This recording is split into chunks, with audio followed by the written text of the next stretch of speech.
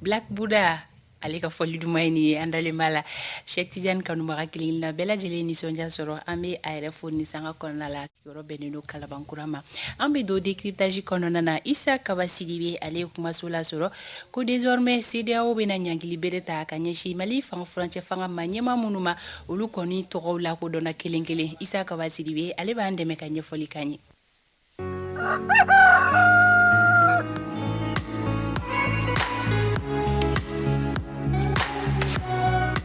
Kaba in sɔgɔma Fanta Tumota me fo somada ina ka foli di lamɛbagaw ni filɛbagaw bɛɛ lajɛlen ma ani fɛnɛ ni me tila ka jansa di ma parce que ye interige kala bi Cheikh Geri interige do nga maestro oui ame ɲɔgɔn ye san kɔnɔ siɲɛ kelen a b'a fɔ o tuma e ne ka ɲɔgɔn ye danbe dan san kɔnɔ siɲɛ kelen ni festival sur le Niger daminɛ a bɛ ɲɔgɔn sɔrɔ awa interige n y'a f'i ɲɛna k'i ka na bɔ n ye ne de bɛ ɲɔgɔn ye ni festival tɛ b'a fɔ sɔgɔmada in na a fana bɛ to k'an ka jɛmukan in lajɛ kuma caman n'a bɛ Bamakɔ yan k'a sɔrɔ i bɛ Cheikh ye Bamakɔ yan bi sini i bɛ taa sɔrɔ États-Unis sinikɛnɛ i b'a sɔrɔ Australie i b'a sɔrɔ Londres a tɛ sigi mɔgɔ fana don min bɛ Mali culture la yala kosɛbɛ hali ni a yɛrɛ tɛ fɔli la i bɛ taa sɔrɔ mɔgɔ wɛrɛw b'a nɔfɛ minnu a ka di u ye a ka taa piano fɔ o nɔfɛ k'a sɔrɔ Ala y'o dɔnniya dɔ jigin a kan hali tubabu dabali bɛ ban a la o baara in na. An b'a fo sɔgɔmada in na. An b'a fo ka kɛɲɛna ka baara tagabolo ɲuman ye Kaba i bisimila décryptage kan an ka don an ka babu kɔnɔna na malidenw kɔrɔtɔlen don u b'a fɛ k'a dɔn CEDEAO kɔni a y'a fɔ k'a bɛna ɲankili bere min ta ka ɲɛsin transition ma ɲɛmaa dɔw ma ko lisi kɔni bɔra anw b'a fɛ k'a dɔn yalima jɔn ni jɔn de sen bɛ ni ɲankili wale in na. I y'a fɔ cogo min bɛɛ lajɛlen kun sigilen don ka min makɔnɔ yɔrɔ an y'a fɔ an ka jɛmukan laban ni thème kelen in kan an y'a fɔ ka fɔ n'u ye a fɔ k'a fɔ ko autorité de la transition minnu ni olu ye a institution ye kɛrɛnkɛrɛnnenya la n'i dun y'a ta ka jateminɛ transition institution ye institution ba saba de a fɔlɔfɔlɔ o ye président de la république président de la transition ye a filanan o ye gouvernement ye a sabanan o ye conseil national de la transition ye institution tɔ minnu bɛ yen nɔ olu ye institution de la république ye pour le moment. D'accord. Mɔgɔ caman y'o confusion kɛ. Cour constitutionnelle ninnu ni fɛn ninnu olu tɛ transition ka institution mais olu ye république ka institution ye olu b'u nɔ la peut-être que transition ye dɛmɛ kɛ ka mɔgɔ dɔw ladon a kɔnɔ. Oui. Mais institution de la transition ye nin institution saba de. OK. Président de la transition. Oui. Gouvernement de la transition. Conseil national de la transition CNT donc u kun y'a fɔ k'a fɔ ko ɲangini bɛ ta ko olu saba de sɛgɛrɛ o saba la n'i y'a ta ka jateminɛ ɲangini taara ka maa minnu sɛgɛrɛ a bɛ taa maa 449 ɲɔgɔn na o maa 449 o bɛ bɛn CNT maa 121 gouvernement mɔgɔ 28 n bɛ tila k'o ɲɛf'i ye ka sɔrɔ kɛ gouvernement kɔnɔ min ye ani jamana wɛrɛ cɛ koɲa ɲɛnabɔ ministre ye o sen tɛ a la donc ni gouvernement ye mɔgɔ 29 ye o kɔrɔ ye k'a fɔ ko mɔgɔ 28 ɲangini taara ka olu de sɛgɛrɛ ka ani jamana wɛrɛ cɛ koɲa ɲɛnabɔ ministre k'o bɔ a la nka ka premier ministre yɛrɛ n'o ye gouvernement ɲɛmɔgɔ ye k'a daminɛ ni o ye. OK. CNT maa 121 yɔrɔ y'o fɔ nka institution la transition institution na makamake président de la transition na. Oui. K'o fɔ k'o diya donc ni mɔgɔ min bɛ CNT mɔgɔ dɔn CNT mɔgɔ bɛɛ lajɛlen sen b'a la hali minnu tɛ na CNT kɔnɔ. D'accord. Gouvernement mɔgɔ bɛɛ sen bɛ a la fo k'a bɔ Abdoulaye Diop la n'o ye ani jamana wɛrɛ cɛ koɲa ɲɛnabɔ ministre donc mɔgɔ 100 ani mɔgɔ 49. Ce qui est plus important. Oui. O ye kun jumɛn na sanction ninnu taara ka sɔrɔ kɛ sɛbɛnfura min bɔra nin ye lisi b'a la mais fɛn dɔw b'a la qui sont très très importants. Olu ye jumɛnw ye? Anw bolo a ka kan fasodenw ka bɔ olu de kalama ka sɔrɔ kɛ lisi o dɔnnen don ka ban an tɛ sigi lisi in kan. Oui. CEDEAO mɔgɔw ko olu ka jateminɛ considérant k'a ye k'a fɔ utukalo tile 18 san 2020 ko surasi dɔw ye fanga ta Mali kɔnɔna la surasi minnu n'u y'u ka jɛkulu tɔgɔ da ko comité national du salut pour le peuple k'u ye fanga ta ka fanga bɔsi maa la maa min ni kala kun taara ani a ye o y'u ka jateminɛ fɔlɔ ye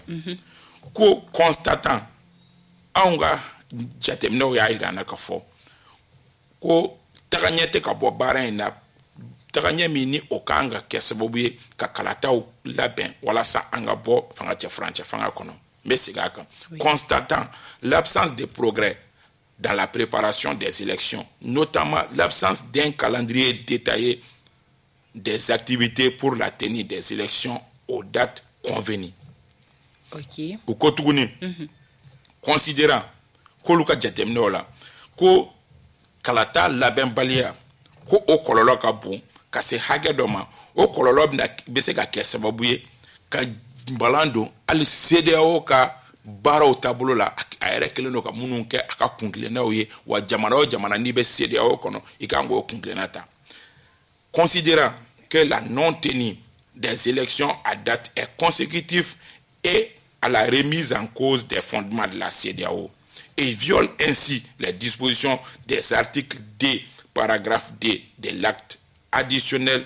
qui prescrivent le respect et la protection des droits de l'homme, des droits et l'état des droits démocratiques et l'ordre constitutionnel. CEDEAO te jɛna ye fiyewu mɔgɔ ka to fanga la mɔgɔ min kala ma ta a ye ko o sariya ni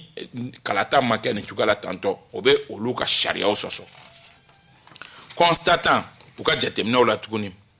que les incertitudes politiques ko sigasiga mana don nin baara ninnu na k'o bɛ kɛ sababu ye ka balan don hali jamana yɛrɛ taabolo la, a bɛ kɛ sababu ye fana ni lakanabaliya k'o wara jamana kɔnɔ. O de hukumu kɔnɔ ko olu tɛ se ka sɔn cogoya si la ko ka continuer nin cogoya ka sɔrɔ kɛ o bɛ kɛ sababu ye ka bɛnbaliya sinsin ani lakanabaliya k'o wara. Constatant que les incertitudes politiques accrues dans les pays ont pour conséquence la détérioration de la situation sécuritaire au Mali, qui est de nature à compromettre la paix et la stabilité du Mali et de la région CEDEAO. Ok. Ola, convaincu que l'on dalemba la kafo, ni ouye nyangini ta kamugo segere, ko o nyangini be kɛ sababu ye ka siga do atigu dusukuna wala sa laɲini minnu ni olu bɛ k'o k'u fɛ u ka se k'o waleya. Ok. Convaincu que l'imposition des sanctions ciblées est susceptible de créer une atmosphère favorable au retour de l'ordre constitutionnel et à l'état de droit, aussi qu'à maintenir la paix et l'intégrité territoriale du Mali. Décide. Oui. 1. Des sanctions ciblées. Ou bien sanctions ciblées. 2. La liste des personnes sanctionnées.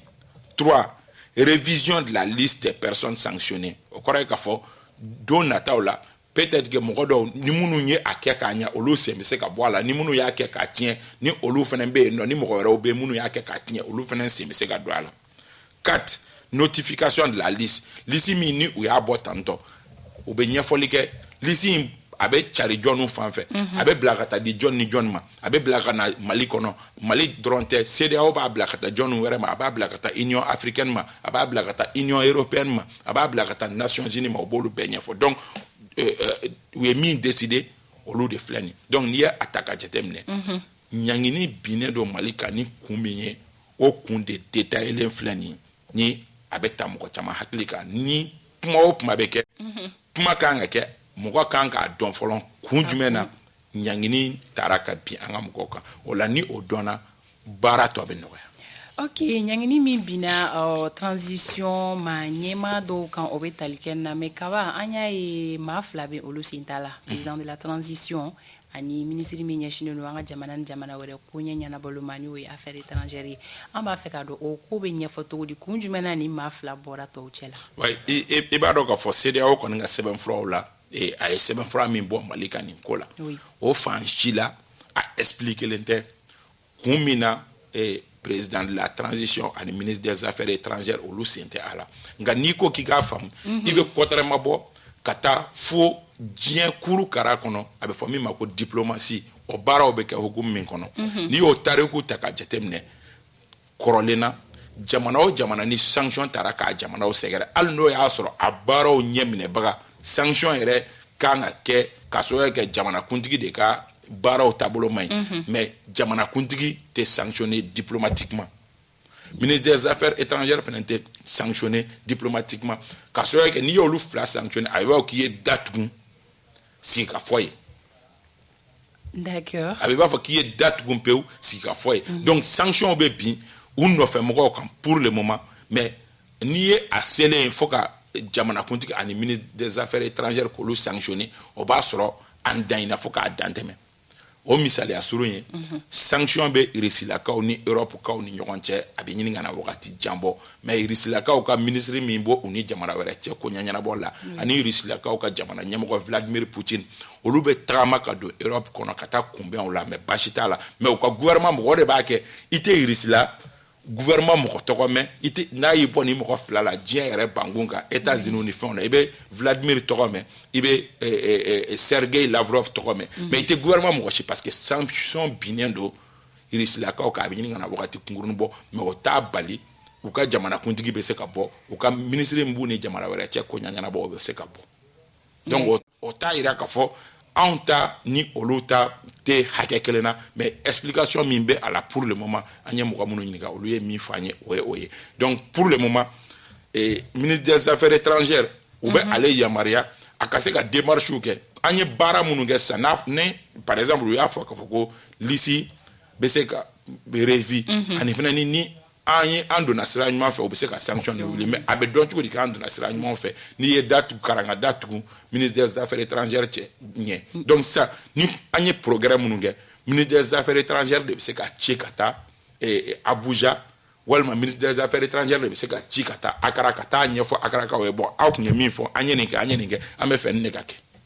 D'accord, mais o la sisan kaba mun de bɛ se ka kɛ min b'a to ni sanction bɛ se ka wuli cogoya min na. Joona assise min ni a kuma fɔra n'an ko k'a fɔ ko o assise de bɛ fɛnw déterminer hali ni a date bɛ se ka lana dɔɔni joona au moins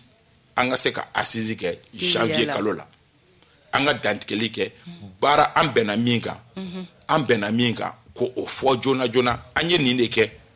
kalo 5 ou bien kalo 6 kɔnɔ ka sɔrɔ kɛ kalo tɔ ninnu sigasiga bɛ mɔgɔw dusukun na an ye nin de kɛ an bɛ fɛ nin de ka kɛ sisan aw ye an yamaruya aw ka nin dɔnɔ an ma ni an bɛnna kalo hakɛ min kan ou bien n'an bɛnna san hakɛ min kan aw k'o dɔnɔ an ma walasa an ka se ka baara kɛ ka bɛn ni o ye n'o kɛra parce que fɛn in problème ye ne ye min fɔ tuma caman o ye an ka mɔgɔw jalaki min bɛ u kan foyi den kelen ma yira CEDEAO ani malidenw na k'a fɔ ko an ye nin de kɛ a tɔ ye nin de ye an mago bɛ nin de la pour que k'o kɛ kuma yɛrɛ b'o yɔrɔ de la walasa bi sanction ninnu ka alléger walima sanction ka wuli il faut que fɛn dɔ ka di CEDEAO ka sɔn ou bien a ka ban mais il faut que fɛn dɔ ka di an ka kuma o kan en l'absence CEDEAO y'a fɔ k'a jɛya ko tamasiyɛn foyi tɛ yen min b'a jira k'a fɔ ko an bɛ fɛ ka bɔ furancɛ fanga kɔnɔ o fana ni o man ɲi. D'accord, o ye dansigi sɔgɔmada in na décryptage la kawa i bɛ se ka mun fɔ an ka bi jɛmukan datugu. An ka jɛmukan datugu o ye halisa maliden minnu n bɛ segin a kan minnu ni minnu tɛ kuntilenna kelen ye n bɛ segin a kan ka sɔrɔ kɛ ko ninnu gɛlɛyaba ye o de ye bi na mɔgɔ si tɛ Mali jugu ye minnu fɛ an ka bɔ transition kɔnɔ a wagati la u n'u hakilina de don wa u b'a fɔ ka da dalu de kan u bɛ dalu minnu di minnu fana b'a fɔ ko ayi an ka transition mɔnɔbɔ an ka nin kɛ u fana b'a fɔ ka da u ka dalu de kan mais maliden tɛ yen nɔ min bɛ baara kɛ ka taa Mali juguya la a ka gɛlɛn an kana fɔ ɲɔgɔn ma k'a fɔ ko karisa ye faso jugu ye ou bien karisa tɛ parce que ne n'a tɛ hakilina kelen ye ou bien karisa taara wari de minɛ parce que an n'a tɛ hakilina kelen ye olu ko olu de bɛ gɛlɛya tɔ wara ani ɲɔgɔn cɛ mɔgɔ ni mɔgɔ tɛ kɛ hakilina kelen ye mais i bɛ taa sɔrɔ i yɛrɛ fɛ k'a fɔ ko a tigi ye fasoden jugu de ye parce que a bɛ k'o hakilina fɔ k'a sɔrɔ fasoden juguya tɛ ani a hakilina de don n y'o misaliya dɔ fɔ n ko n'aw ko k'aw bɛ kɔlɔn sen dukɛnɛ cɛmancɛ la i ni i wolowolo kɔrɔkɛ i bɛ taa sɔrɔ aw hakilina tɛ kelen ye kɔlɔn sen ko kan n y'o misaliya di juma tɛmɛnen a donc mɔgɔw ko o bila u kunna k'a fɔ ko tuma bɛɛ an tɛ kɛ hakilina kelen ye du jɔko la kuma tɛ jamana mara ma mais o t'a jira k'a fɔ ko du kanu tɛ dɔ la walima jamana kanu tɛ dɔ la. Famille ko ɲuman o bɛ ɲini bɛɛ lajɛlen fɛ kabani foli kan b'i bolo. Foli an bɛ foli badi n terikɛ Aba Kuyate ma fariganin b'a la an b'a fɔ n ko Ala ka nɔgɔya kɛ an bɛ foli di ɲɔnɔ mara mɔgɔw bɛɛ lajɛlen ma ka sɔrɔ kɛ degunba bɛ yen kaw kan an kun y'u ka interview kɛ ni Ala sɔnna sini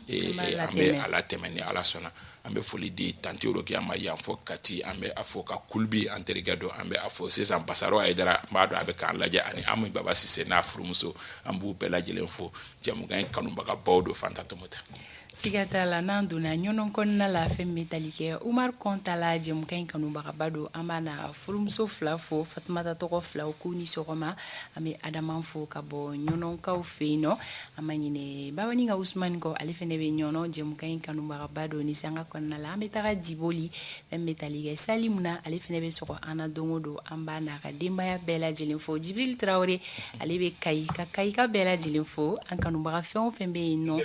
an bɛ u bɛɛ fo Zuruku n'a furumuso dadɔ an b'u fo an ka foli bɛ u bɛɛ lajɛlen ye an ma ɲinɛ Dawuda Makasakɔ ka Usman Traoré fo ale bɛ Buguni péage la Umar Si fana bɛ Kayi yen nɔ terikɛ Umar Si ni sɔgɔma